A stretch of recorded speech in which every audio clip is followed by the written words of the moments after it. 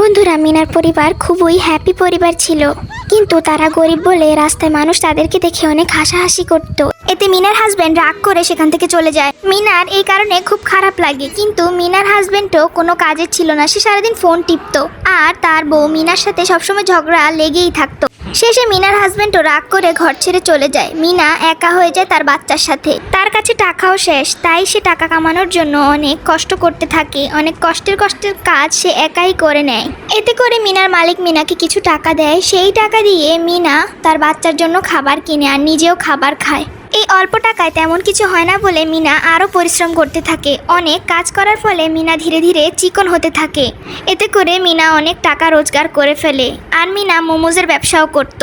ফলে মিনা মোমোজ বিক্রি করার পর সে ধীরে ধীরে অনেক টাকার মালিক হয়ে যায় আর ধনী হয়ে যায়। এদিকে মিনার গরিব হাজবেন্ড তাকে দেখে অবাক হয়ে যায়। বন্ধুরা, ভিডিওটি ভালো লাগলে লাইক সাবস্ক্রাইব করবেন।